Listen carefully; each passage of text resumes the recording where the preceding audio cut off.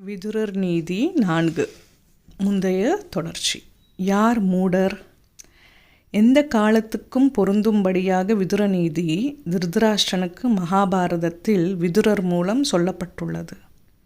இது உறங்காமல் தவிக்கும் திருதராஷ்டிரனுக்கு கூறப்பட்டிருந்தாலும் எல்லோரும் கேட்டு பயனடையுமாறு வியாச மகரிஷியால் நமக்கு அருளப்பட்டது நமது பெரும் பாக்கியம். அடுத்து மூடன் என்றால் யார் என்று கீழ்கண்டவாறு விவரிக்கிறார் விதுரர். 1. கேள்வி செல்வம் இல்லாதவன், அதாவது எதையுமே தான் கேட்க வேண்டிய அவசியமில்லை என்று நினைத்து கொள்பவன் மூடன். நல்லோர்கள் படித்தோர்கள் சொல்வதை கேட்பவனே பண்டிதன் ஆவான்.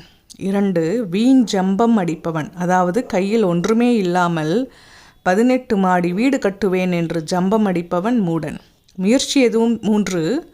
முயற்சி எதுவும் செய்யாமல் தானாக கிடைக்கும் என்று நினைப்பவன், எதையுமே செய்யாமல் நமது அறிவு திறமையால் தானாகவே எல்லாம் கிடைக்கும் என்று நினைப்பவன் மூடனாவான். 4.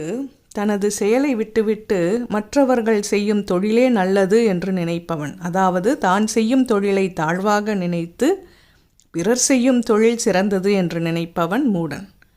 5. நண்பருக்கு உறவினருக்கு துரோகம் நினைப்பவன். 6. தன்னை விட பலசாலியை பகைவனாக நினைப்பவன், அதாவது தன்னை விட பலம் மிகவும் அதிகமாக உள்ளவனிடம் யுத்தம் செய்ய நினைப்பவன் மூடனாவான்.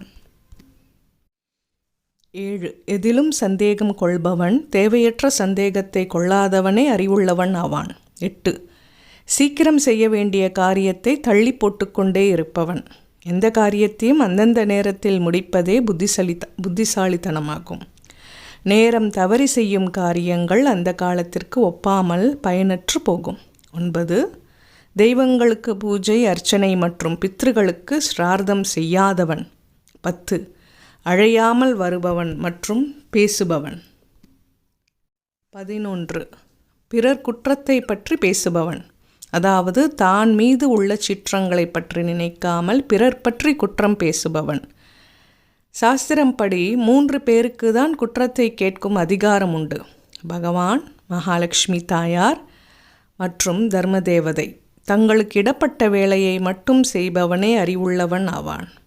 12. தன்னால் எதுவும் செய்ய முடியாது என்று தெரிந்தும் கோபித்து கொள்பவன், அதாவது கையாளாகாதவன் கோபித்து கொள்வது அர்த்தமே இல்லை, பேசாமல் இருப்பதே நல்லது. மேலே சொல்லப்பட்ட விஷயங்களிலிருந்து நமக்கு மூடனுக்கு உள்ள குணங்கள் ஏதாவது தவறி நம்மிடம் உள்ளதா என்று தெரிந்து கொள்ளலாம். யார் மூடர்கள்? தொடரும். சர்வம் ஸ்ரீ கிருஷ்ணார்ப்பணம். ஓம் நமோ நாராயணாய. சப்ஸ்கிரைப் செய்யாதவர்கள் சப்ஸ்கிரைப் செய்யவும் மற்றவர்களுக்கும் பகிரவும். நன்றி.